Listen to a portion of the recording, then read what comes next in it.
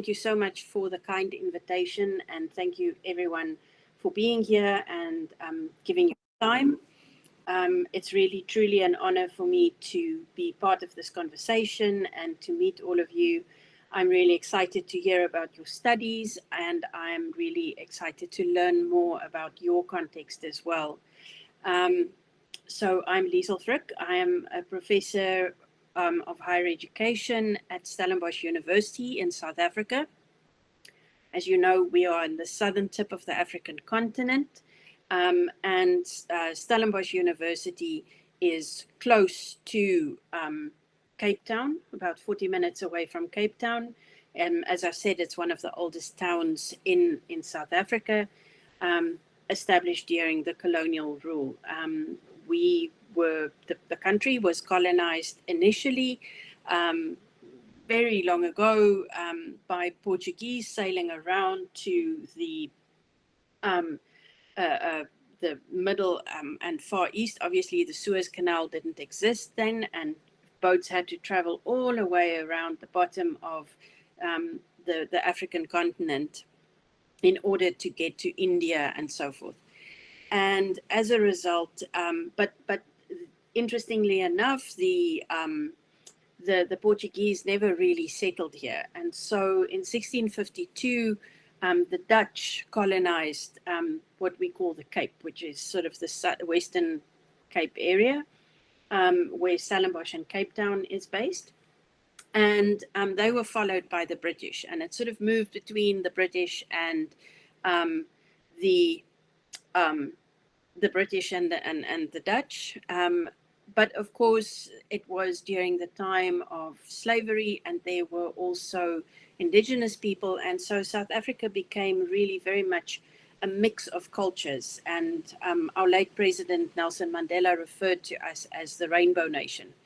Hence, we have 12 official languages. I'm not fluent in all of them, but most of our higher education takes place in English. So, although we do accommodate other languages as appropriate. So today I'll start off by giving you a little bit of background about Stellenbosch University and our faculty, and then zoom in a little bit on my own research interest in the field of doctoral education, hence the topic you see there. And I thought it was apt to talk about knowledge creation in the South, since both of our countries do not form part of the so-called global North. And I'm hoping to leave you with some questions, and I'm hoping that we can have some discussions. So, and not make it death by PowerPoint and bore you to death. Okay, if we can go to the next slide, and maybe in the slide view, that would be great. Thank you so much.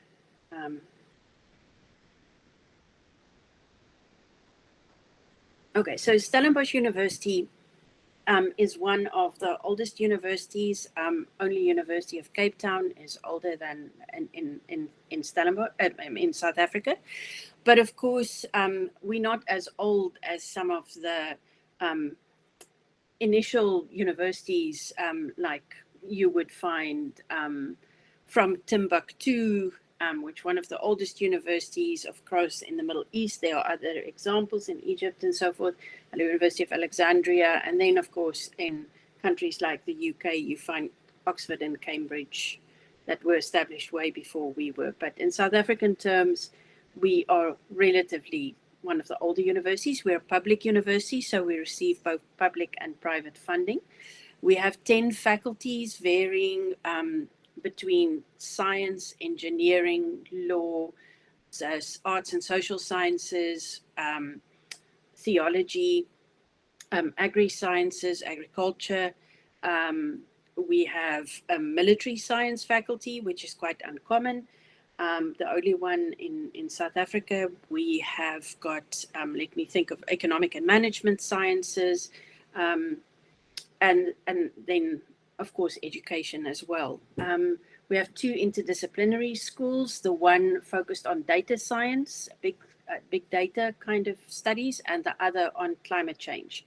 You can see there are student numbers, they grow, and from a relatively small university massification, as happens all over the world with universities. Our student numbers have grown as well, but we're not a very large university. We are a mid-sized university, I would say. You can see the number of staff and the ratio of undergraduate programs to postgraduate programs. We are a research-intensive university, and therefore we offer qualifications up until the doctoral level, which is the highest level of qualification in our country. And you will see we also have a strong focus on research chairs. Our National Research Foundation has a rating system where researchers, their standing gets rated. And so not everyone gets a rating who applies. And so we're one of the universities that have the most rated researchers.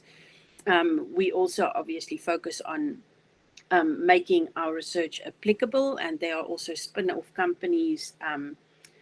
We, as you are now too, focused on not just looking inward, but also outward. And so it's important for us to have partnerships across the world. And if I'm very happy to put you in contact with our international office, who can facilitate collaborations and contact. And if you want to come for a visit, they can also link you up with researchers locally who might share your interests and so forth. So they play a facilitating role in that regard. If we move on to, there you see also a picture of Stellenbosch. We live in a sort of a mountainous area, and you can see Stellenbosch there at the foot of the mountain. It is also, the town is in the middle of what we call the Cape Winelands. So it is a wine producing district. We have a climate similar to the Mediterranean.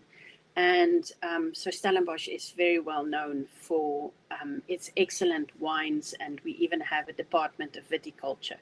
So also one of the very few in the world. Lizzel, yes. We can see 100 partner institutional on 7 continents with Sudamerica. Do you know experience with Sudamerica University? Oh, there are quite a number of, but they're mostly North American universities, although I know of some partnerships in our faculty specific with universities, a university in Argentina as well. But not a lot of them are in South America, unfortunately. Sao Paulo, as you know. So I think there's a lot of room for development and engagement across our 2 continents, and also for further collaboration. So I'm really hoping that that is something that can grow over time. I'm not aware of any partnerships in Peru in specific. Stellenbosch, similar to Peru, has an old tradition in wine production. In Peru, it's 16th century. Fantastic. See, there's already a link. If you move on to the next slide, I can tell you a little bit more about our faculty, and I'm happy to return and answer any questions you might have about the university in particular. So there you see our building with our group of graduates in December. So our academic year works from January to December. We're one of the smaller faculties, so we have 3 departments: curriculum studies, educational psychology, and education policy studies. Also 2 centers, Center for Higher and Adult Education, where I am academically based, and the Stellenbosch University Center for Pedagogy that does a lot of in-service teacher education as well. We have different programs, and you can see our 2025 enrollments there. It also shows we're not a very large faculty. Our numbers are relatively small in comparison to many other universities, but we are a residential university, although a lot of our postgraduate students are distance students, and we do accommodate that at an undergraduate level. We offer mostly face-to-face classes, and that also creates a kind of setting for the university, it being what they call a town and gown, a kind of university in a town, and a central element of the town of Stellenbosch. So again, if you have any questions about the faculty in particular, I'm also very happy to answer that. There are a variety of research specializations and interests within the faculty. And if you are working in the field of education, I'm very happy to link you up, if at all possible, with local researchers who have the same interests as you have, and make the connection where possible. We can move on to... Yes, please. In Brazil, each faculty of education has own school. No, the Brazilian university has own school. Yes. This experience is similar in St. Mark. No, St. Mark University has a school. In Sudáfrica, it's usually university has a school. It differs. So we have a faculty of education in our university, but for instance, in the University of Cape Town at UCT, they only have a school. So the structures differ amongst universities, and it varies. So it's not the same for everyone.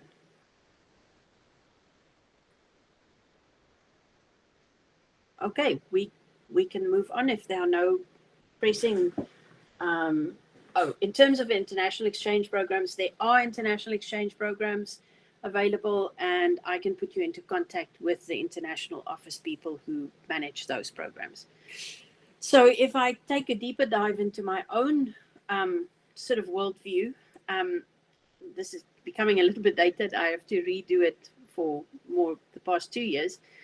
But my own footprint, you can see, sort of crosses a variety of settings in terms of my collaborative and published research.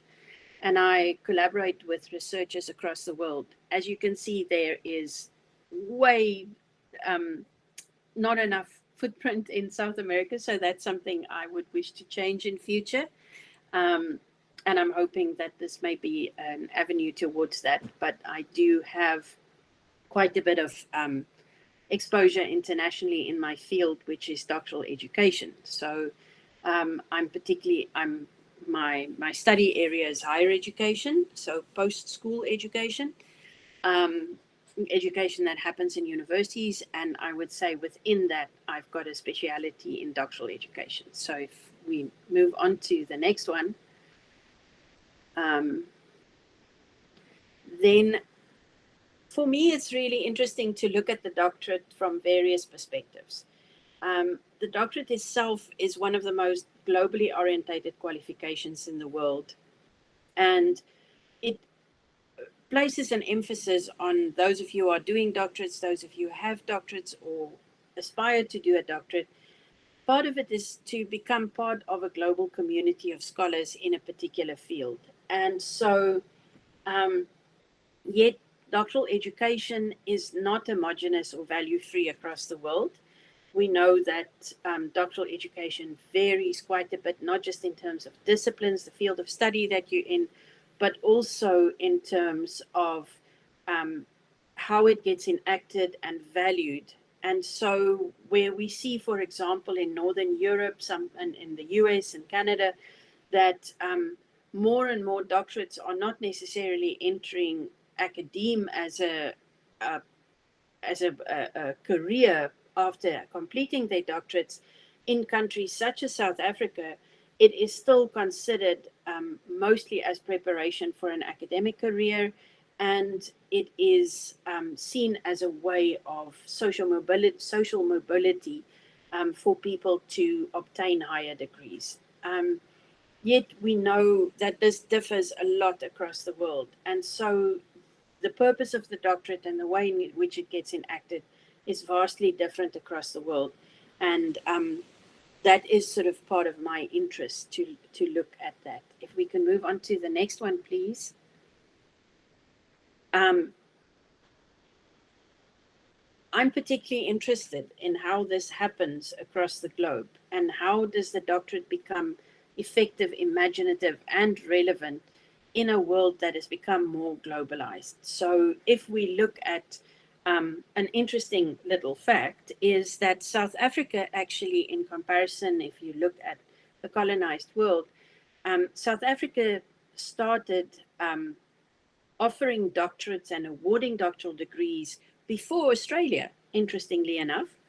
And whereas Australia still had their doctorates sort of moderated in and examined in England, South Africa awarded doctorates and set up their own system of doctoral education way earlier than a country like Australia. Obviously, Australia's higher education has grown exponentially, and I think it's much larger in numbers than South Africa currently. But historically, it's interesting to know these kind of comparisons. But how the doctorate has evolved in this globalized world means that if you obtain a doctorate from your university in Peru versus a university in South Africa versus a university in Australia, that is a doctorate that needs to get recognized across the world. And what does that mean? How do we prepare our doctoral students and our supervisors by extension in order to make that meaningful, so that they understand what it means to do and obtain a doctorate? If we move on to the next one, please.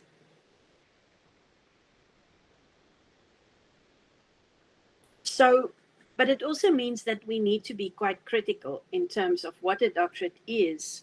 And there are these kind of inherent contestations or tensions within the doctorate. In terms of the idea of global citizenship and locality, we know that doctoral students get varying levels of support in different institutions and varying levels of access to knowledge. I know that I do quite a bit of work with supervisor development across the African continent. We, for example, run an online supervisor development short course for people from across the continent. We've had close to 1,000 supervisors go through that course. And from the data that we get in terms of their input into the course, we know that, for example, access to journals and to research infrastructure varies greatly. And so somebody doing a doctorate and also scholarships. So somebody doing a doctorate on a scholarship at, for example, Harvard in the US versus somebody doing a doctorate, a self-funded doctorate at a local university in Kenya in the same field might have very different trajectories. And so when we talk about the doctorate as global, it's not to say that kind of global citizenship and locality is equal everywhere. And this also leads to kind of epistemic, I mean, knowledge traditions, injustices in that case, where it's much easier, for example, we know this from bibliographic data that we've got, it's much easier for certain scholars in certain localities to publish in high-ranking journals than for others. And there are also obviously language issues, but it's also about whose knowledge counts. And I'm sure that in Peru also, there may be researchers that are particularly interested in, for example, indigenous knowledge systems. How does indigenous knowledge develop, and how does it get valued in research? In Australia, people like Catherine Manasunga is doing a lot of research around Aboriginal knowledge systems, and how Barbara Grant and colleagues have done some amazing work in New Zealand. Across Africa, we have scholars looking at this as well. But we have to acknowledge that we are not all on equal level. Apologies. And then in terms of supervision, we know that the kind of supervision that often gets recognized and rewarded is kind of inherently patriarchal and colonial in nature. And we need to really think carefully, what do we mean by supervision at a doctoral level? And how does that enable learning? Then in terms of collaborations, I've shown you my collaborations, and you can see that although I do a lot of work on the African continent, maybe my research is sort of more diverse than that.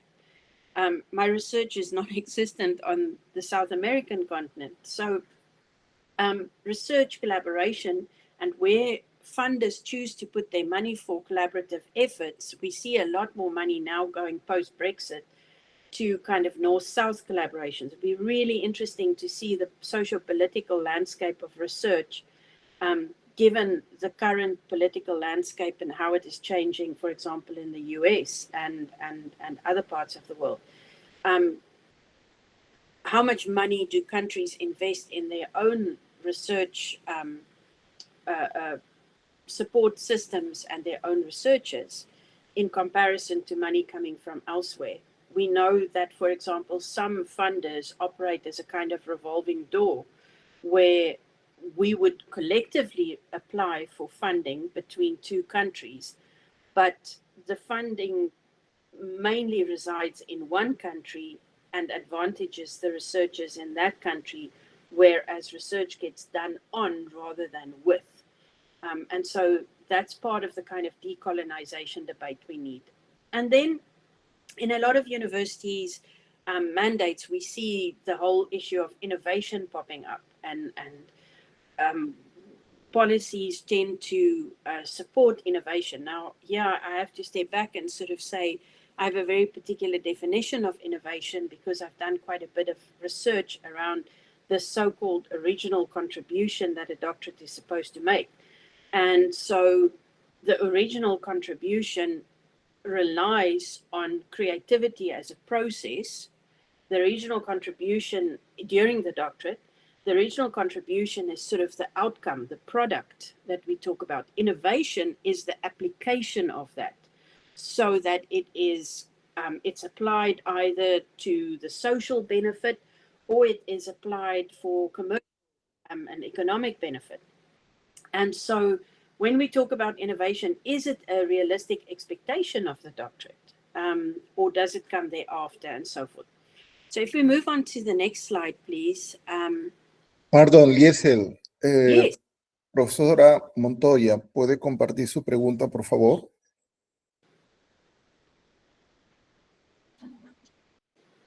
Sí, profesora Montoya, ¿puede compartir su pregunta, por favor? Lizzel, South Africa has more than 10 official languages. And a student in South African university can present her thesis in Zulu, in Xhosa. Disculpen, se marcó. In any official language? No, excuse me, I'm sorry. No questions. Yes. So just to respond to the language question, so yes, technically it depends. And this is again coming back to the colonization of knowledge, which is it's a difficult debate to have. So while technically it is possible, obviously then you need to have supervisors and examiners who can examine in that language. And so, for example, I have had students who have completed their doctoral thesis in Afrikaans.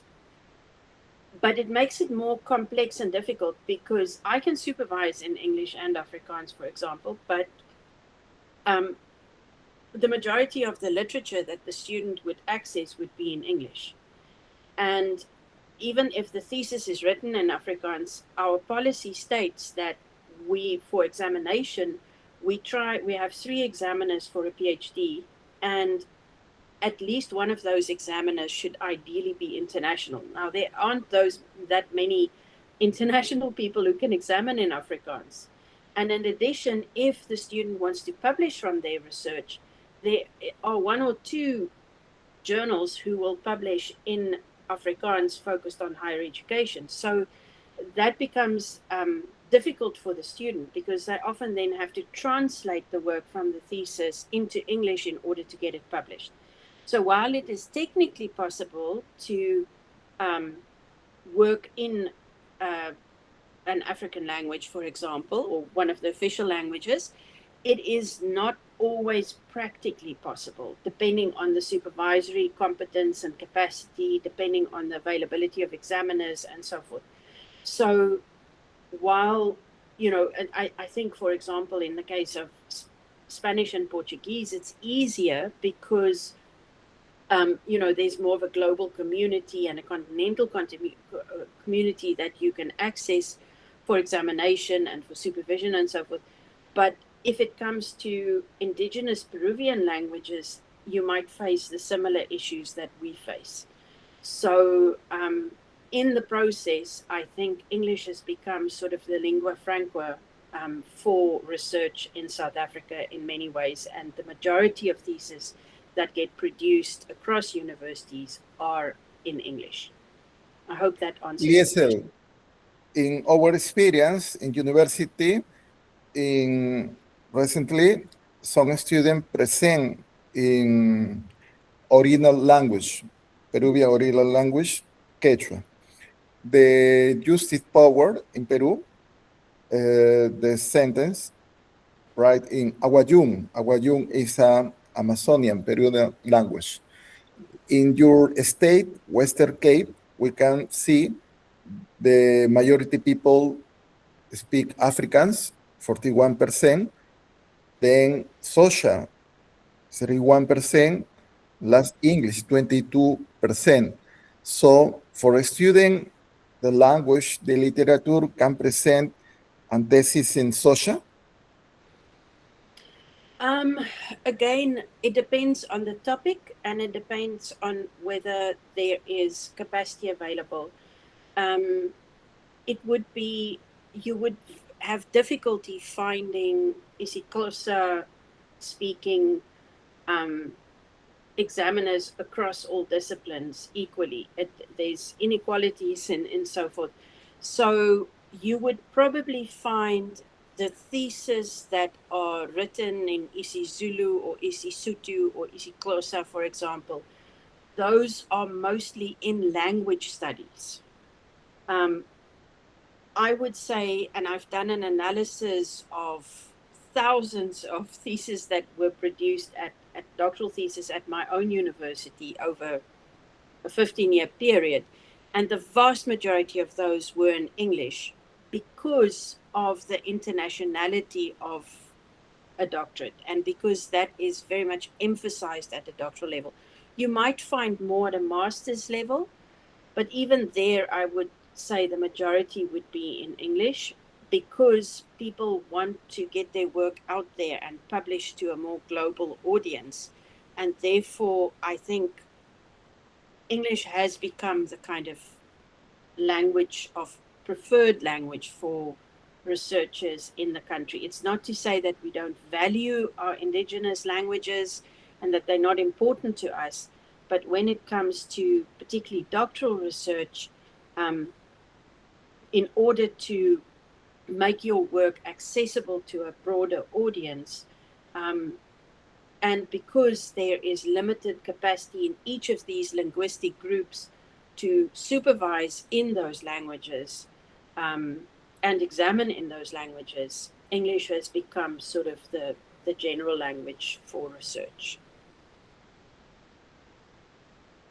We often also use collaborative kind of supervision and joint degrees. That is becoming more common. And then obviously you have to have a shared language. So locality is really important. How do we understand the kind of interaction between the student and the academic and institutional spatiality? And while you were mentioning the Western Cape, where I am based, we have more than half our population in this province is predominantly Afrikaans. The vast majority of those Afrikaans speaking people will be fluent in English as well. And so spatiality takes on a multilingual kind of meaning.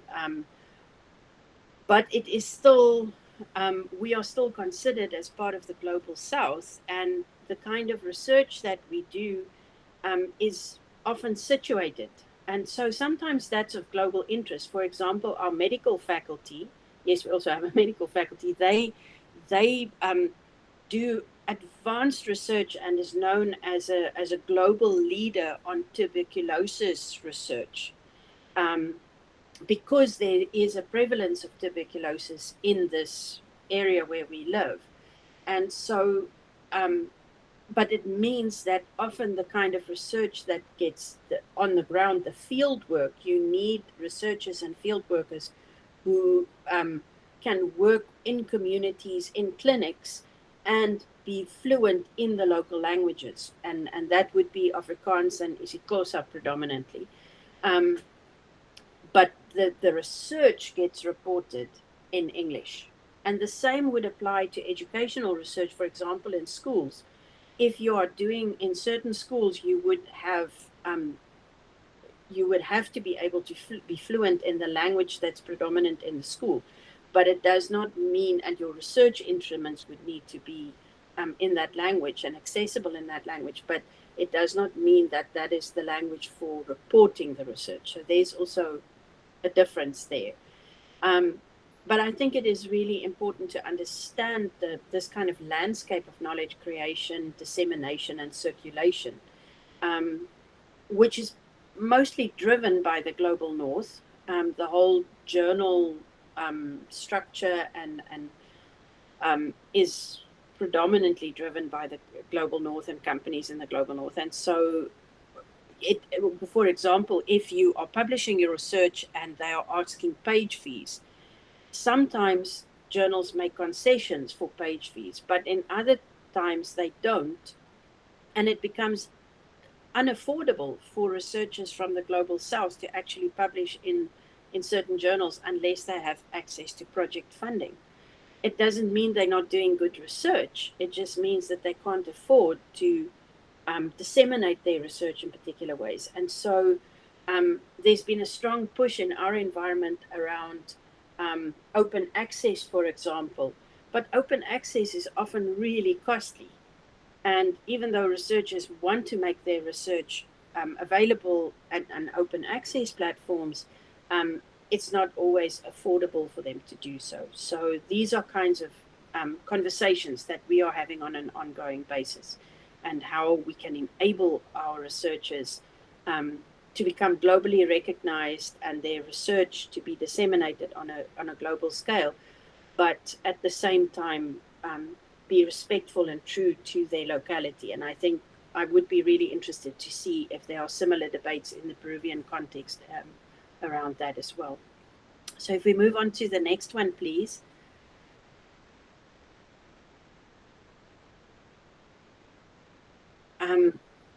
So just a very, we've spoken about this, but just a recap in terms of, and I would again be very interested to see how that happens in your context, but in terms of the research that gets sent out from the Peruvian context, whose voices are valued and whose rules are followed and what counts as academic expression.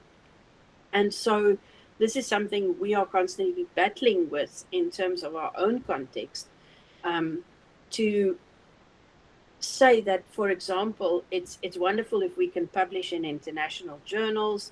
It's wonderful if we can afford and attend and present at international conferences. But especially early career researchers often don't have access to that kind of funding. Plus, if you are doing research that is locally relevant, what is the feedback loop to the relevant local community, for example? And that is something that we are really battling with in our own context. If we move on to the next slide, please.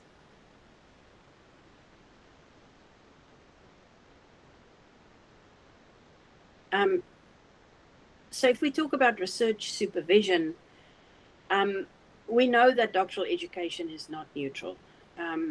There are big global problems that demand us to be less isolated and also demand more inter and transdisciplinary work in understanding the world, the research that can inform this world. Yet, if we look at supervisory practices across the world, there's a growing body of knowledge around this. We are seeing that there's still a predominance of one-to-one supervision. There's still a predominance of monodisciplinary kind of research. And it is very difficult to set up, particularly I think in the Global South, research projects that have the necessary supervisory capacity to go across disciplinary boundaries. And we're seeing more and more of it, but it's not easy, it's costly, and it's difficult. And often supervisors are not well equipped in order to deal with the challenges that these kind of projects present, and therefore really struggle to support their students through these kind of projects. So we need to think of challenging the kind of predominant ways of supervisors where you have this super expert working with an early career researcher, and how do we change our supervisory practices to be more accommodating of the kind of challenges that we face across the world. We move on to the next one, please.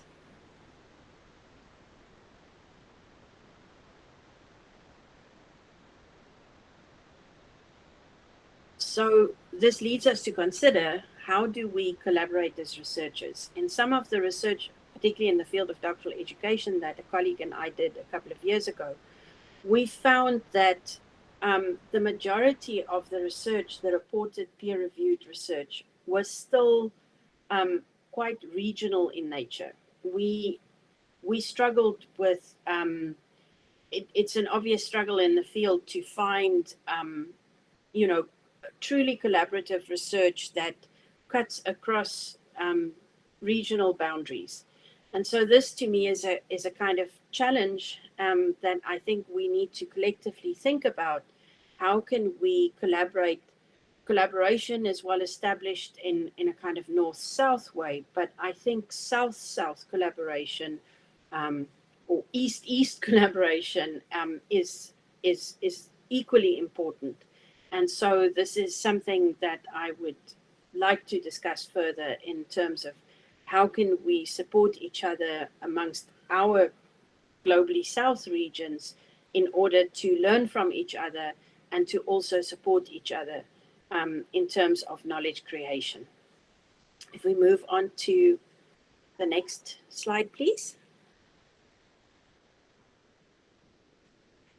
So I've spoken a little bit about innovation and what I understand as innovation, but we also need to ask, who are the innovators and what does that imply for the doctorate? So if we look at innovation discourses, they're often driven by very particular disciplines, for example, engineering.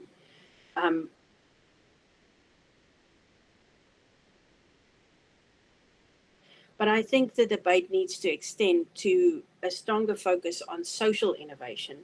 How do we, for example, in education, what we learn, how do we apply that? And that it doesn't just become a thesis in a library or in a repository. So it implies, in terms of the doctorate, we tend to emphasize scientific dissemination, but I think application in our context in which we are doing the research is equally important. Where there is currently a strong emphasis on minimum completion times and throughput rates of doctoral students, I think sometimes we need to pause a little bit and say it's equally important for that early career researcher to also feed back to the context and community in which they conducted the research and making the research applicable there, which I don't think as universities we are particularly good at. But if you have examples where you do that really well, I would be very happy to learn more about that. So moving on to the next one, please.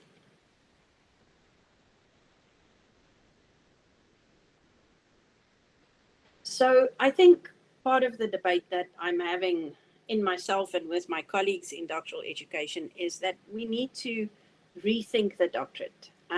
We need to think about how do we develop the knowledge, but also the knowers, all the stakeholders involved, and the unknown. So we need to challenge the notion that knowledge is merely produced as if it's a kind of knowledge factory, that universities are these knowledge factories in a kind of inanimate and decontextualized fashion. knowledge is, to my mind, not just produced, it is created, and it is highly contextualized, and the people who are involved are immensely important for how and what knowledge gets created.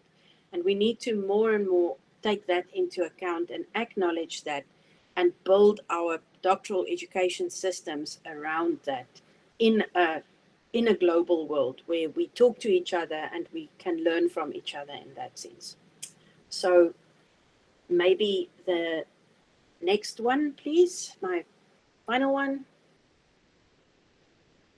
Or in conclusion, I think the world needs to look towards the South, including both our countries, where we need a constructive and relational pedagogical conversations oscillating between different regions of the world and across disciplines, so that we can use our academic citizenship and locality in a dynamic and complex way, and adapt our ways of educating doctoral students.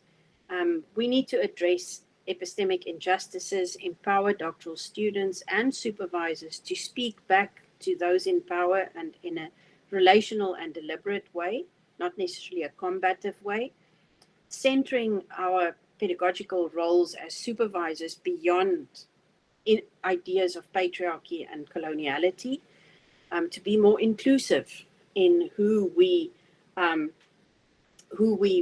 include in these spaces and how we educate those in an inclusive way, and then also celebrating innovation, but not losing sight of the doctorate as a person-centered, context-sensitive, knowledge-based pursuit of wisdom. So thank you very, very much.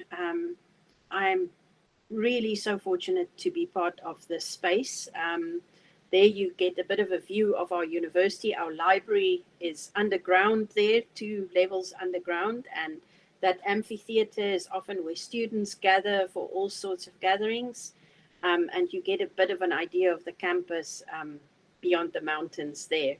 And then the final slide is just a reference to one of my publications that sort of formed the basis of my presentation today, and you're very welcome to access that or contact me if you can't access it, and I'm happy to share that. And Hector, again, thank you so much for this very kind invitation, which I was so excited to receive. Lizzel. Honors, and I'm happy to take any questions. Over to you. Thank you, Lizzel.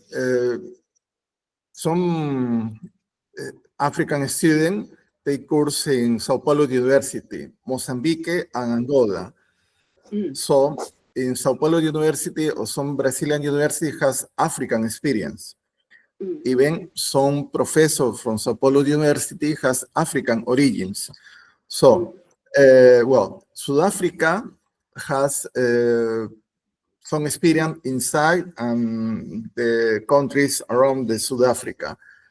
Portuguese, Mozambique, Portuguese language, Namibia, Botswana, Zimbabwe, English, no? Okay, so Angola. If you look at the African continent, it's really interesting to see it from a colonial linguistic perspective. So North Africa, above the Sahara Desert, you would find mostly Arabic, as Arabic and English, and then you would, together with more indigenous languages. Along Western Africa, except for Ghana and Nigeria, you would find mostly Francophone, mostly French-speaking countries, of course, also with indigenous languages. Then if you come down the western coast, obviously Angola, Portuguese, Namibia, because they were colonized by the Portuguese, as you would find the DRC and the Congo was colonized by the Belgians. So you would find some Flemish and French there, mostly French. And then if you come down to Namibia, a very strong link to Germany. So in Namibia, you find mostly German, English, and indigenous languages. In South Africa, as I say, you know, Afrikaans originating from Dutch and English from the British colonial rule, and then a lot of indigenous languages make up the rest. And then Botswana, Zimbabwe, Malawi, mostly English. Obviously Mozambique, Portuguese again. And if you move up from Tanzania, used to be German, but it's mostly English now. Kenya, Uganda, Rwanda and Burundi, a little bit of French. Uganda, Kenya, and Tanzania, English mostly as kind of lingua franca in universities. And then if you move up, Ethiopia, also English. Eritrea, Italian, interestingly. And then in sort of the Central African region, you find a mix of all of these. So it's complex linguistically. I mean, there are obviously hundreds of indigenous languages that get spoken, but in terms of colonialization and research, these are sort of the predominant areas. So for example, the online supervisor course that I referred to, we had quite an interest from West Africa to the extent where we actually translated the whole course into French. And we got a French tutor to work with us on the course that could answer questions from participants in fluent French. My French is limited. And we're thinking of the next iteration to have it translated into Arabic, for example. So we work in complex linguistic ways. And that gives you a sort of a very quick tour through the African continent, if that answers your question. The Southafrican University with this African student, Stellenbosch University with this African student, 10% the African student in Stellenbosch is a few or increase in this time. Yes. So we have quite a large contingent, particularly at the postgraduate level, of students from across the continent. So in previous years, I would say that it has grown. So you also need to understand the socio-political landscape. So prior to 1994, we did not live in a democracy in South Africa, and we had a system that privileged certain groups, particularly white South Africans and South Africans of color, different racial groups were systemically disadvantaged. And after 1994, apartheid was abolished, which obviously was a really good thing. And so, but in effect, also the country then opened its borders way more for our neighboring countries and the rest of the continent. So we saw an influx of students post 1994, also because where we were sort of, you know, really chastised by the rest of the world for this political system with good reason.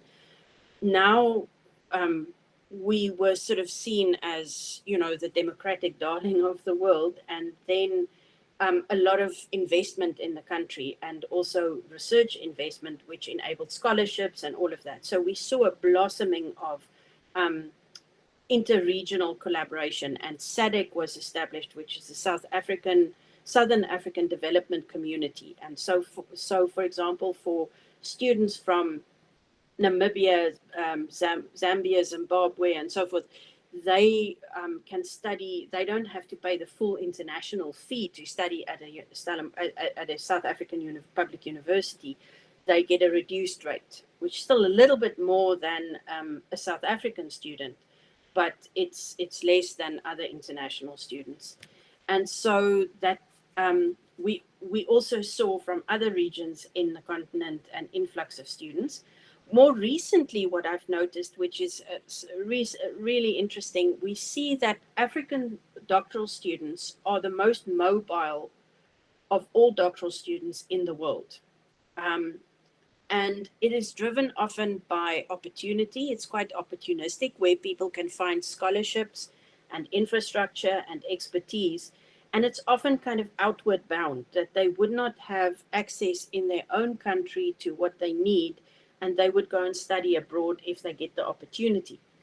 But that used to be opportunities, for example, for West Africans to go to France, or for North and Northeastern Africans to go to Indonesia, or the Middle East, for example. You had a huge outflux of students towards the UK and the US. But since the socio-political landscape has changed, it's become more difficult for students, both financially, to afford studies abroad in these countries, but also because the exchange rates are not in our favor. And then secondly, because it's become more difficult, for example, to get a study visa, and the US being a prime example of that. And so we're seeing more and more students that may have considered, for example, the UK or the US or other European countries as the preferred space to study. They now come to South Africa. And so, yes, our student population, particularly at a postgraduate level, has become way more nationally diverse than it used to be. So I'm sorry for the long answer, but I want to give you some background so that you understand the trends. Lizzel, Sudáfrica is member the BRICS, Russia, Yes. China, India, Brazil. So, South African University, Stellenbosch University has a student from China, India, Brazil? Not that much, not as much as you would expect under BRICS. I think there is some pressure from government to enable that, but we haven't seen as much mobility as as you would probably expect amongst these countries. And I think partly because of language barriers amongst these countries. We do see some mobility. It's not that it's completely absent, but it's not as prevalent as you would expect it to be. Lizzel, South Africa has a common experience with the global south, colonialism. Racism is a common experience in global south.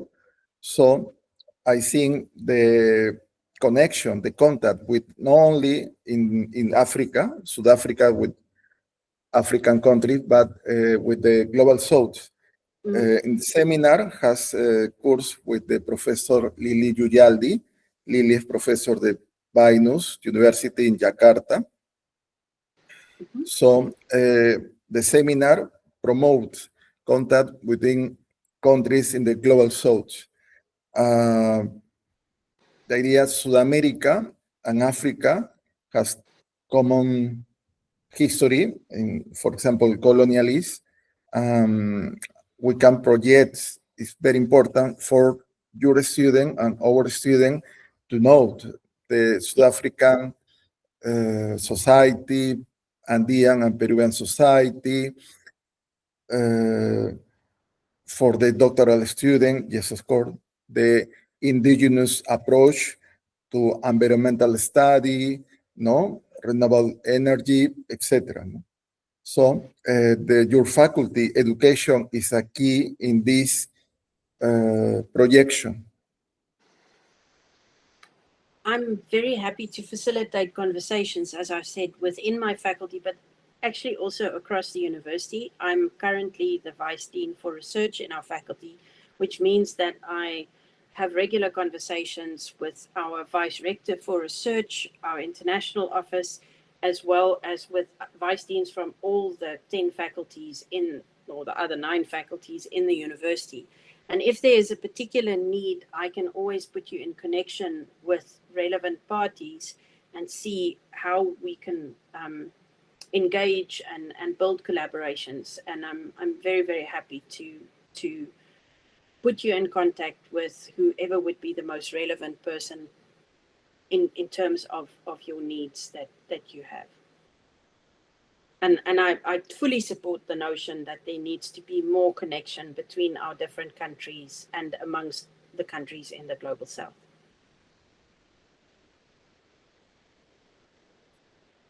Well, amigos, amigas, ¿tienen comentarios, preguntas para Lizzel, please?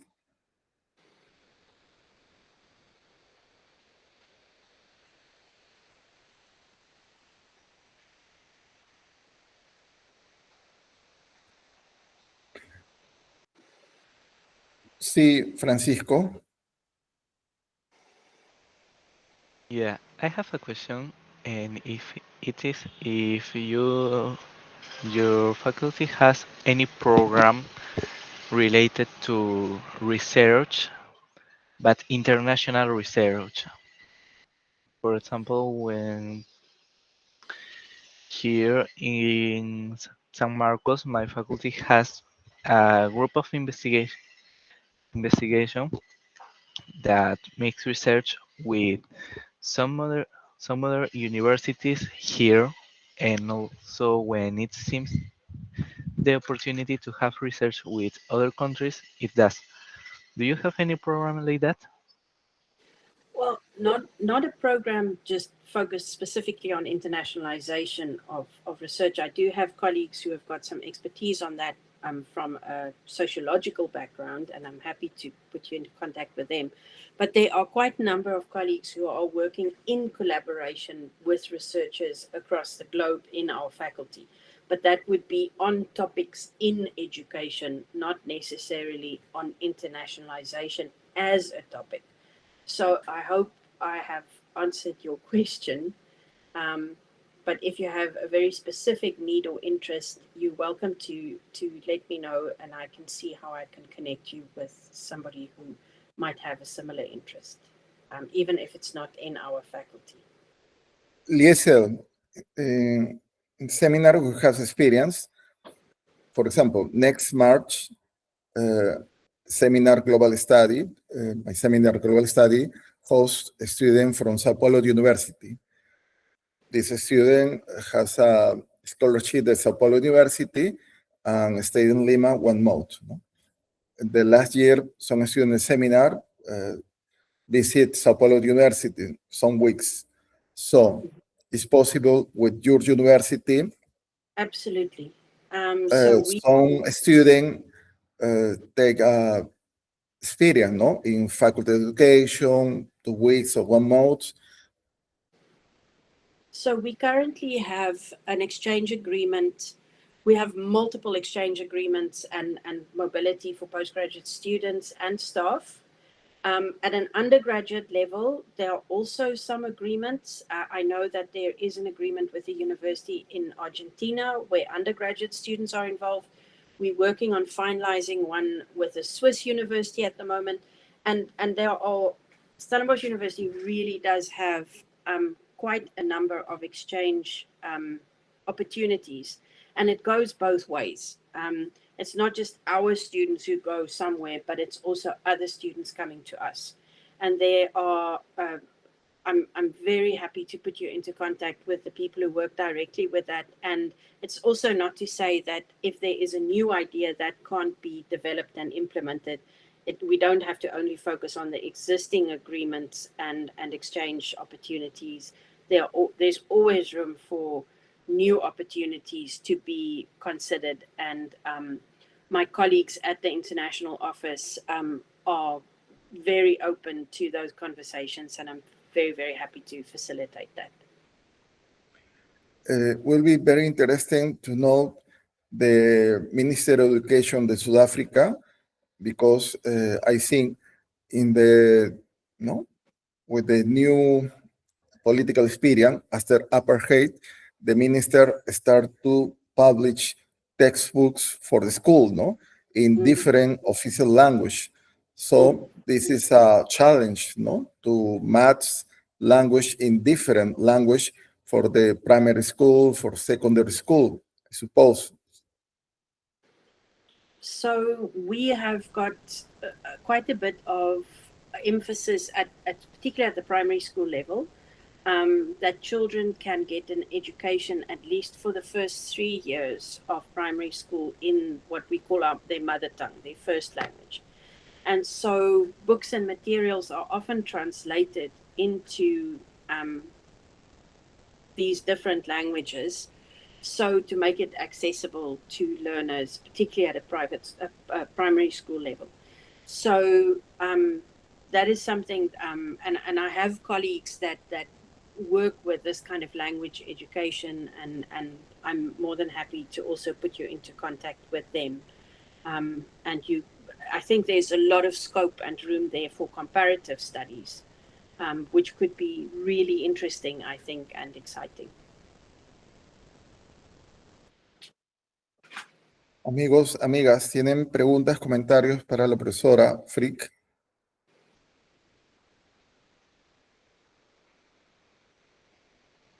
Sí, Andrés.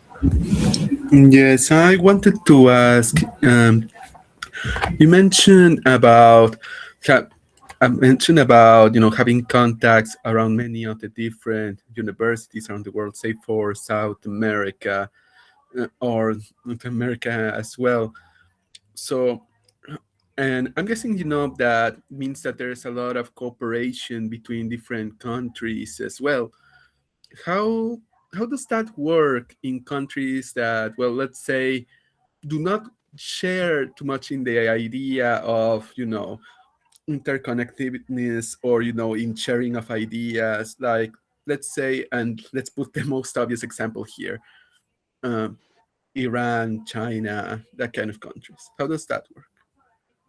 That's obviously more difficult and more complex, and the current socio-political and economic space is really complex in that regard. So I think there are two ways of establishing research networks, and I'm not trying to make this a kind of dichotomy for either or. These two coexist. So you sometimes get collaboration that is driven top down. So ministries, for example, in BRICS, will say we want to encourage research collaboration amongst the BRICS countries. And so we will then give funding and money for research that, we often get those kind of calls for research, research with India in this field. And then you think to yourself, well, the deadline is in less than a month's time. I don't know anyone in India that works in this field that I can collaborate with. So that's kind of, I have my doubts about those kind of top-down structures, but they do exist. They're very prevalent, and usually that is what happens in those spaces. But there's also a kind of bottom-up approach where individual researchers share an interest. They may meet, for example, at an international conference, or you might read a journal article of that's really interesting to you, and you email the author and say, I'm really interested in your work. Would you be interested in collaborating? And we start a small scale collaboration, for example, and we build it over time more organically. We obtain funding as we kind of show that we have sustained collaboration. And so the majority of collaborations that I have had have been of that nature, where it started more organically, where people share my interests, and then, we build a shared interest project and we work from there. And so I think in terms of when we have these difficult countries to collaborate with, the kind of collaborations are usually then with individual researchers. And it's really interesting how that has evolved. So, for example, we have had recently a lot of conversations around Russian collaborations, where obviously Russia is part of BRICS, and so governments really want to enable research collaboration among South Africa and Russia, for example. But many of the local researchers have felt that they are not keen to collaborate with Russian universities given the situation in Ukraine, and they have a kind of moral opposition against the political. It's not to say that Russian researchers are bad people, not at all. They're wonderful people, but the political landscape makes it difficult to set up a formal collaboration. And so it was decided, at least in our university, that we won't place a moratorium say to people, you can't collaborate with Russian colleagues in universities. But as a university, we're not actively pursuing formal agreements. Those that we have will be honored. And if there are new ones, you're free to do that. But we are not actively pursuing those collaborations at this stage. In terms of China, there are obviously difficulties in terms of data sharing. So you have to work very carefully around that. Currently, we have huge issues around established US collaborations where funding has been drawn at very short notice. And I know that, for example, in clinical research in medical trials, there have been huge issues about clinical trials that are running here in collaboration with colleagues in the US, and there have been stopped work orders and a withdrawal of funding, which has made it really difficult. And I think it's going to have a spillover effect for a number of years, and where South Africans will not be able to access funding they used to access via the US, for example. And it also becomes difficult where you're in the middle of a project and you have made commitments in terms, for example, people taking part in a clinical trial. You can't just stop the clinical trial. That would be unethical. Or if you've got a project in a school, for example, you can't just stop it in the middle. You've made commitments. So you have to find alternatives in terms of funding and capacity to see it through. And then there are also issues around data sharing, because now the funding has been withdrawn from the funder, but some of the data has already been shared, and who owns that data? So these are kind of complex issues that we are constantly dealing with and have to make informed decisions about. And the world is volatile, and it's not very easy to navigate currently. So, and that is why we have got centralized systems around research contracts and around our international office in terms of agreements, so that we make sure we do due diligence in terms of the kind of agreements and contracts that we get into, that if these things happen, that we still do research ethically and defendably. I'm sorry for the long answer, but I'm part of those conversations as a vice dean, and they are very complex. And I understand the question, but there's no easy answer to it, unfortunately. I understand. Thank you very much.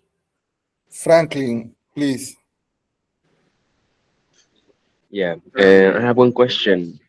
It has to do with investigation. So if we'd like to, let's say, investigate, let's suppose, about what is it, in this case, education like in Africa and also in Peru, can it be possible, or who could I be in touch with?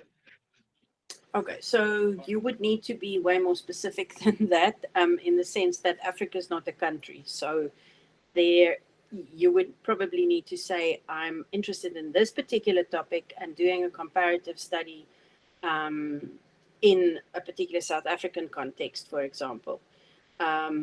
So if you can be quite specific, then obviously there are definitely possibilities for collaborative and comparative studies. And I think it would be really, really interesting to do those kinds of studies, because they are South-South. As I've said, we see a lot of North-South collaboration, but less South-South. So that makes it interesting already in terms of education. And then also, but the important thing is that you find something that is comparable, that you don't end up comparing apples to pears, things that are not comparable. So you need to really be specific about what you are investigating and what your needs are in terms of comparison. What's your unit of analysis? And then one can always try and find something similar and somebody with a similar interest on this side. So if I'd like to be specific, let's suppose at university, your university and my university, and specifically this degree, which is education, and a specialty would be, let's say, English, because in my case it's English and Spanish, but I'm not sure what it is like in yours. So So for us, it could be multiple things. It could be English and Afrikaans, or it could be English and isiXhosa, for example. And those are definite. There's some really interesting studies and some researchers that are doing some really interesting research around that. So I'm very happy to put you in contact with people who might be interested. For example, around teacher education, multilingual teacher education, or in classroom kind of multilingualism and so forth. So yes, there are definite possibilities around that. And if you reach out to me, I'm happy to sort of just facilitate the initial contact and put you in touch with people who share your interests. oh, that'd be nice. Thank you so much. Pleasure. Lizzel, Peru and South Africa has embassy, South African embassy in Lima, African embassy in Pretoria, no? Pretoria. The intercultural education experience in the Cape Province and Lima Province could be useful for our university. Absolutely. Absolutely. I think there are multiple opportunities here. And if ever the opportunity arises and you want to come and visit Stellenbosch, we can also facilitate a visit from a group from your university. That would definitely be possible. If you just give us advance notice, we could set something like that up. And that would be wonderful. Adriana, ¿puedes compartir tu pregunta? Yes. First, thank you for all the information. I'm very interested about the research and also the opinion of the professor. So, what future research directions do you consider most important in the study of learning and also the instruction in South African higher education? Oh, if you narrow it down to higher education, that's a really interesting question. And on Monday, I teach a block course in our master's program in higher education. And that is one of the questions I will be putting to them. So thank you very much for that really interesting question. So if we think about higher education, I think some of the questions are local, some of them are more regional and global in nature. I think obviously the very obvious one that everyone is at the tip of everyone's mind is the role of AI and technology in education. So there's a lot of current interest and it's a very fast developing field. So I think that is one of the aspects that is at the forefront at the moment, and I think will continue to be for some time. But it raises some really interesting questions around also what is a university, for example, and then we also need to ask questions about the public-private divide. So across the African continent and including South Africa, we've seen a huge growth in private higher education institutions. I'm not sure in South America whether there's a similar trend, but we're definitely seeing that. And that is changing the whole higher education landscape. And the way in which also education gets enacted in these different spaces. So, for example, in many private higher education institutions, you would have a centralized curriculum development unit, whereas in public institutions, you still have a lot of academic freedom where individual lecturers would develop their course material. And so there's a really interesting debate, I think, around that. In terms of teaching and learning, I think some of the interesting debates that we are seeing evolving, that we're probably lagging behind a little bit in South Africa, but I think the whole notion of credentializing is changing, where initially a school leaver would enroll for university for an undergraduate degree, and they would complete a whole degree. I my gut feel says that that will continue in the kind of professional degrees, like to become an engineer or a medical doctor, you need to complete a whole degree. But in many other fields and related fields, it might change to where you do what they call micro-credentializing, where people move in and out based on their specific needs into the university spaces. And that will place different kind of demands on teaching and learning. And so these are kind of interesting things that I think we are grappling with. I also think universities tended to be in the past very elitist, aimed towards a particular kind of socio-demographic group, and that is changing. So universities have become way more diverse in terms of the demographic they serve, but that, which is a good thing, but it also brings its own unique challenges, for example, around multilingualism, around multiculturalism, and so forth. And so these are kind of interesting debates that are ongoing and that I think will continue for the foreseeable future. But thank you for that very interesting question. Ámbar, por favor. Thank you, Professor Hector, and thank you, Professor Lizzel, to all the information that you shared. Well, I have two questions. One about the epistemic justice that you mentioned before. And about that topic, I have a question about how can we, what strategies can the universities use to reduce those epistemic injustice in some academic publishing and or researches from the global south. And well, the second question, the second question is about the social impact in the researches. I have that question of how can we, what the universities can do to improve or foment to the people to produce or make researches about local communities and social innovation, and not only to academic publications or topics that we have already done on the researches. Okay, so those are really interesting questions. And thank you for that. I think there are some really interesting examples, and I'll draw on some examples locally, but also some examples more globally. So my colleague from Australia, Catherine Manathunga, has done some excellent work in this regard. And so I think one also needs to understand disciplinary nuances. So what, for example, social innovation and epistemic justice would mean in education might be quite different to, for example, in engineering or in physics, for example. So you know, there are also there's not a one-size-fits-all approach. I want to start with that.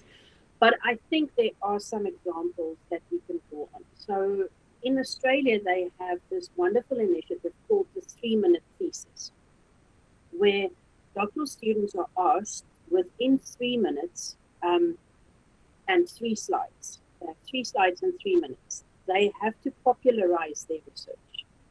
So whatever discipline they're doing, whatever project, they have to present to an audience their research in a way that is easily understandable and accessible. So anything from research on poetry to research on, for example, building robots, you know, and anything in between. And there are some, on YouTube, there are some really, they record these things, and it's amazing what people do. There's even a different movement, which is dance your research, in order to tell the story of your research in a different way.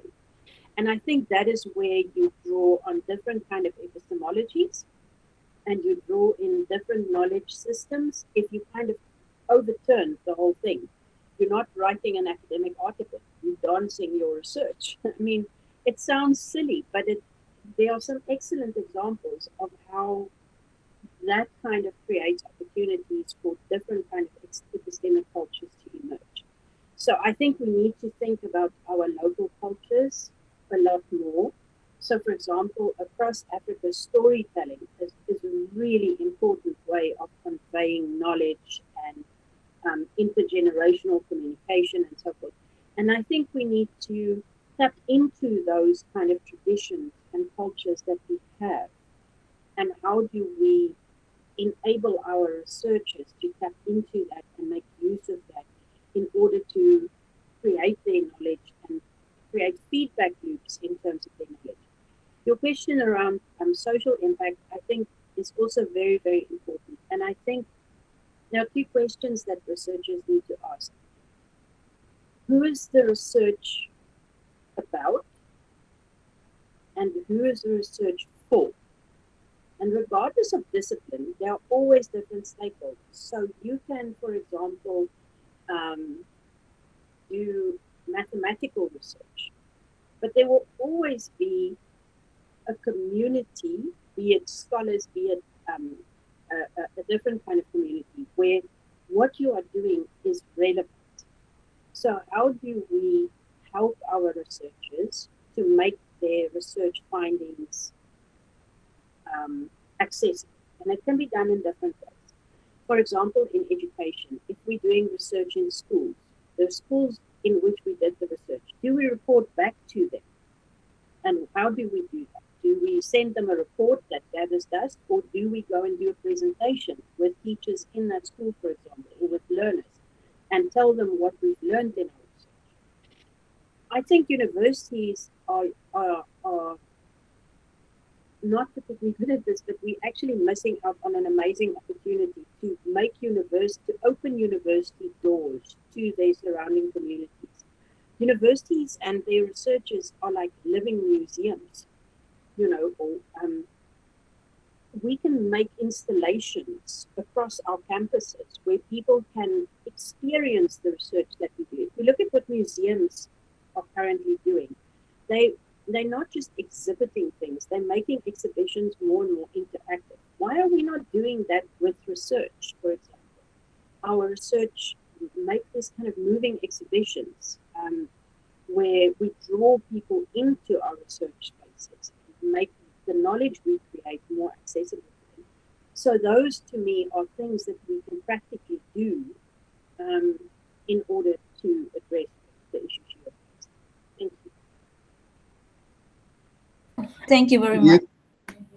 Please, Lizzel, Professor Carmen Aguirre has a question in the chat.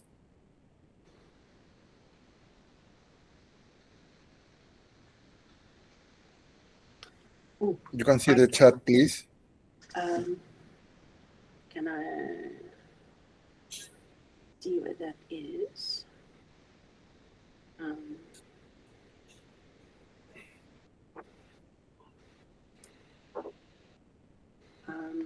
I can't see the chat on my side, so could you please just read it out to me? And if you want to, you can use, or if you can't use the microphone, can somebody just maybe read the question to me, and I'm happy to. Oh, I can read the question of Please. Margaret. She said, could you tell us what emerging research areas in higher education deserve more attention in the future?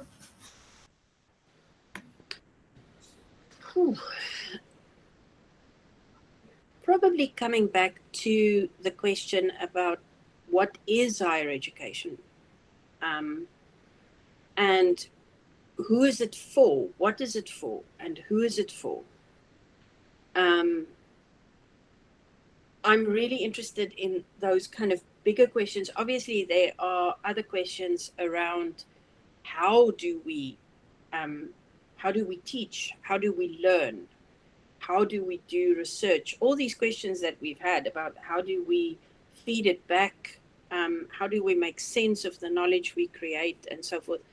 I think there's a lot of research that needs to be done around disciplinarity, and the emphasis currently being on inter and transdisciplinary work. There's a lot of emphasis being placed and a push for that, but we often don't know how to do it, how to go about it. And I think those are some interesting questions that we need to foreground. Lizzel, in 21st century, different to 20th century, we can see the population, no? In 20th century, the population, majority children, but in the 21st century, few children, few family, so the people more 60 years old is increased. This new society with the education approach, no? Research education in Sudáfrica.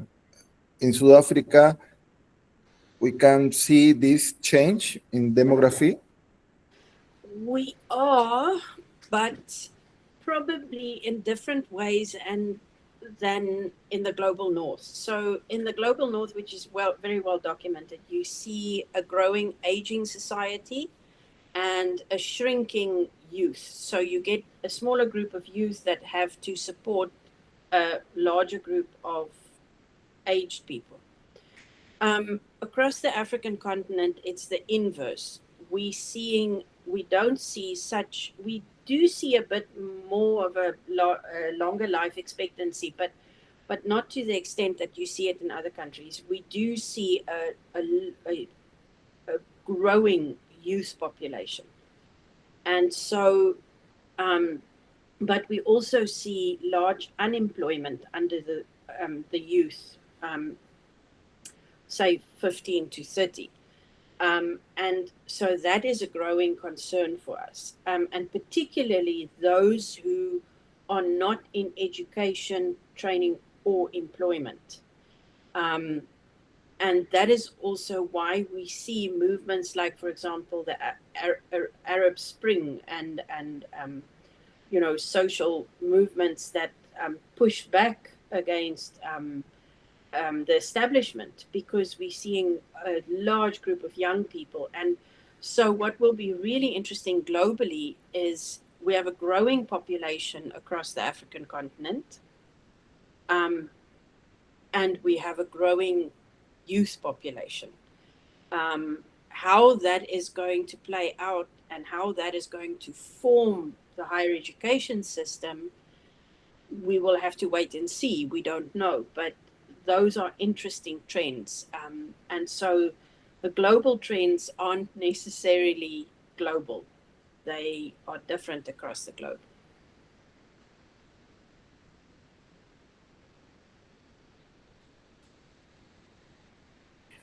A lot of university has a challenge with the ChatGPT and the other, no? If it's intelligent. In your university, would you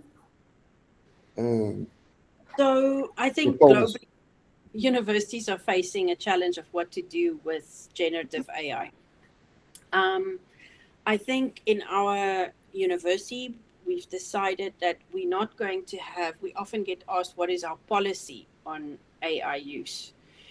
We don't have a policy because we decided policies take too long to change, and it's such a fast developing field. So we only have regulations and recommendations, guidelines.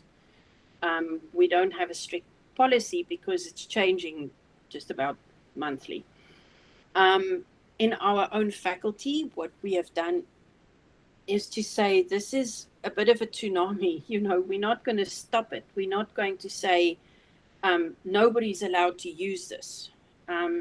We would rather work from a point of view where we're saying we know students and staff use these platforms, but we need to empower them to use them responsibly and make responsible and ethical choices, both at an undergraduate, postgraduate, and research level. So what we are developing, for example, we have got in our doctoral and master's examination, we require our students to submit a declaration on where they can say, I didn't use generative AI at all, but they have to include the declaration. Or they can say, I used this and I used it in this way for this reason, and here is an example. of how I used it. So they have to complete a full declaration on their use that examiners can then look at and see, okay, this was a responsible use, or they can comment on it if it wasn't. So rather than sort of saying, no, don't, you prohibited to use it, we're saying use it responsibly, make informed choices, and we are continuously building capacity to inform those choices. So we're busy developing a whole suite of resources for our supervisors to enable them. We know they're not all AI experts, and neither will they become, but at least that they've got resources they can draw on, that they can advise their students on the responsible use of generative AI. So I hope that answers your question. Well, amigos, amigas, Stellenbosch no está lejos, pero, por ejemplo, ¿no? Lima, Sao Paulo, en avión 3 horas, uno puede ver de Sao Paulo a Cape Town 8 horas, de Cape Town a Stellenbosch, que es un pueblo cerca, ¿no?, a la ciudad, 40 minutos. Es decir, es una distancia bastante, no es como Asia, y el costo es un costo incluso menor al que podrías encontrar de Sudamérica a Europa. Entonces, es una región, Sudáfrica, cuya educación superior es muy fuerte. Stellenbosch se estima que está entre las 300 universidades del mundo, Cape Town entre las 200. Hoy día tenemos a la Universidad de Stellenbosch, pero se ha cursado invitación a directores de BITS y Cape Town University. Estamos atentos a su confirmación, pero por supuesto otros directores de Stellenbosch están atentos a poder compartir su experiencia, iniciando ¿no?, el año con Stellenbosch. Entonces, educación es un tema clave que interesa sobre todo, ¿no?, pensando en los desafíos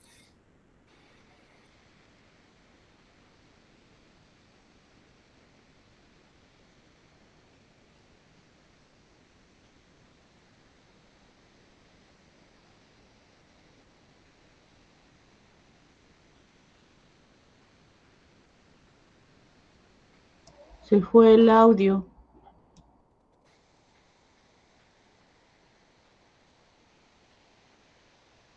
¿Qué pasó? Se fue el audio.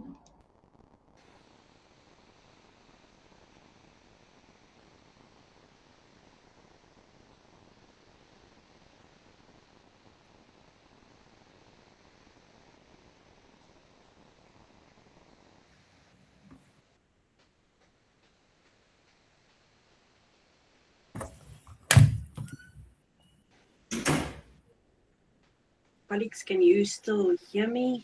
I'm not sure where we had.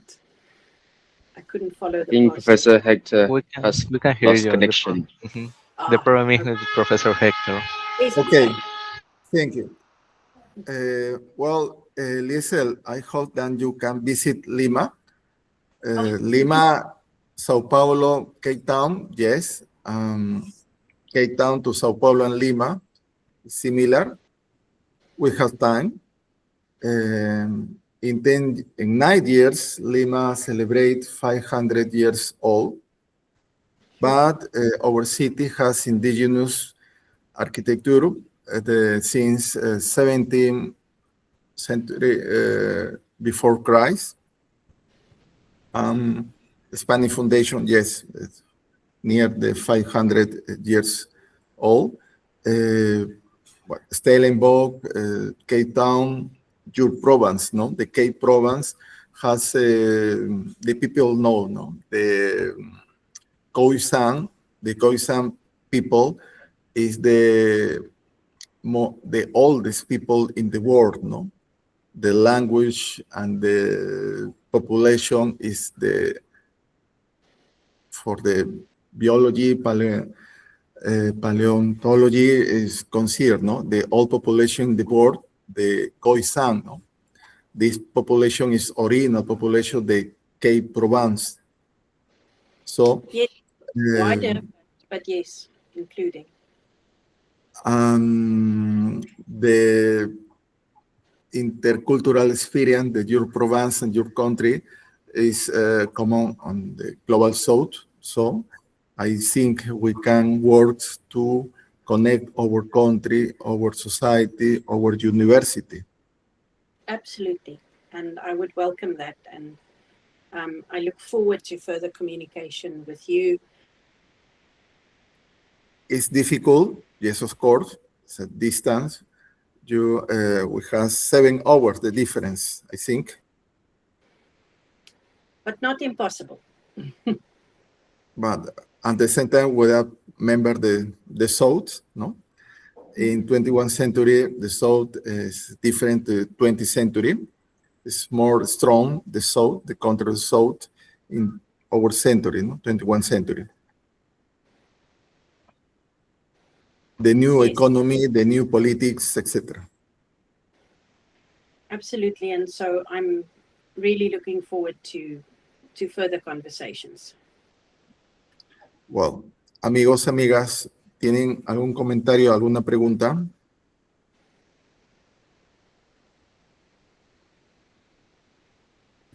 There's one more question on the chat. Can you please read that to me? Yes. The teacher said, how could AI be used to our advantage in the educational field without falling into plagiarism? That is a very, very good question. I'm not a technical expert on generative AI, but the one thing that I will say, and that I think can be used to advantage, I think for many years we have been in the global south disadvantaged because the predominant colonial languages, be it Portuguese, Spanish, English, whatever it may be, French, are not necessarily the majority of our students' first languages or home languages. I think if used responsibly, something like generative AI can put our students and our academics on a much more equal footing to those who have those languages as their first or home language. It can improve the readability of the work, the accessibility of the work for dissemination. And I'm hoping that that's at least one small way in which it can actually advantage us. Not advantage, but bring us on a more equal footing. So, yes, as a brief example of that. Okay, thank you. Lizzel, what mode do you recommend visit Stellenbosch this year? What time is the best to visit Stellenbosch? Oh, okay. So we have cold winters, cold, wet winters, like Mediterranean. We don't get like snow on the ground here in town or anything like that. It's mild in comparison to Northern Europe, for example. So, but it's wet and cold. But summers are hot and dry. Lovely, but they're hot and dry. So usually autumn and spring are really good times to visit if you don't like extreme climate temperatures. But it is a temperate climate, so you can visit right throughout the year. And it's a beautiful place and lots to see and do. So one would need to think about when does it fit best within the 2 academic years. So usually we have our summer break from mid-December to mid-January. We have a shorter winter break in June, July, about 3 weeks in June, July, 3-4. But the longer break over summer is in December and January. So usually December, January is not a good time to visit because you will struggle to find people and so forth. But other times of years is more easy.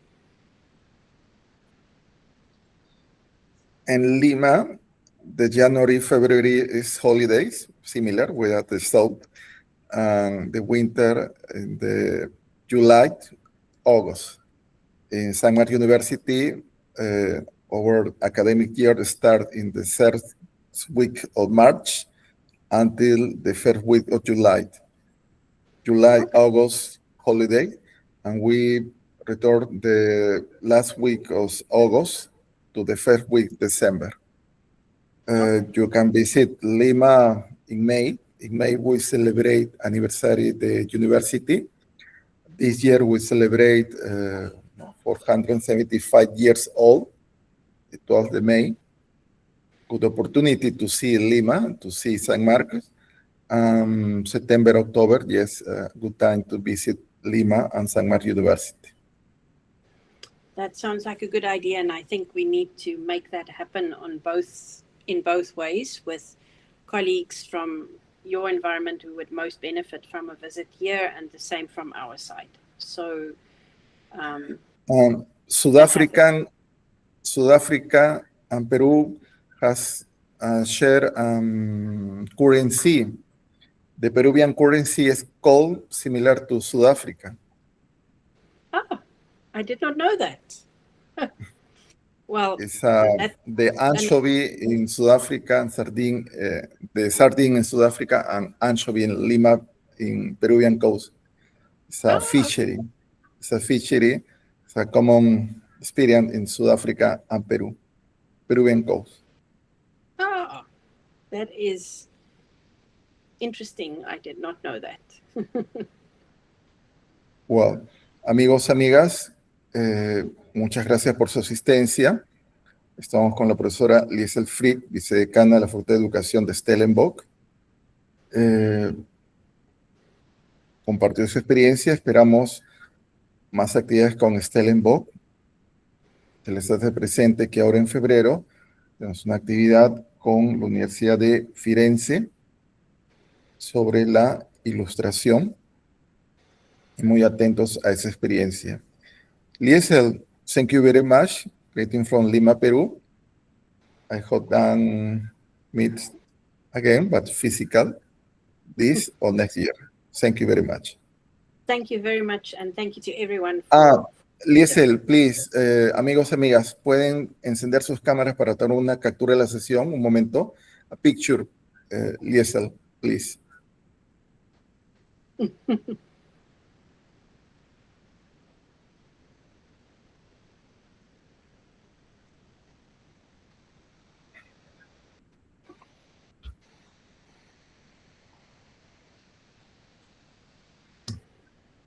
There we go.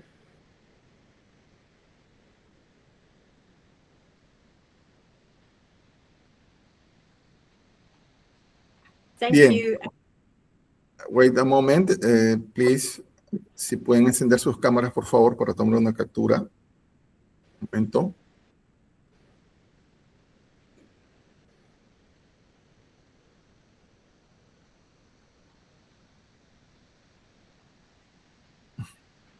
Bien, muchas gracias. Thank you. No, I know that one.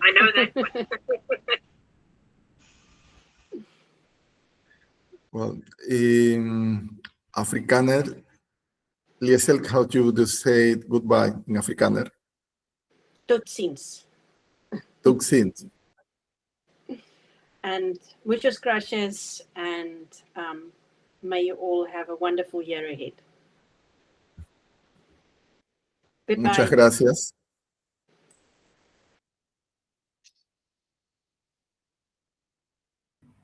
Thank you for everyone. Thank you.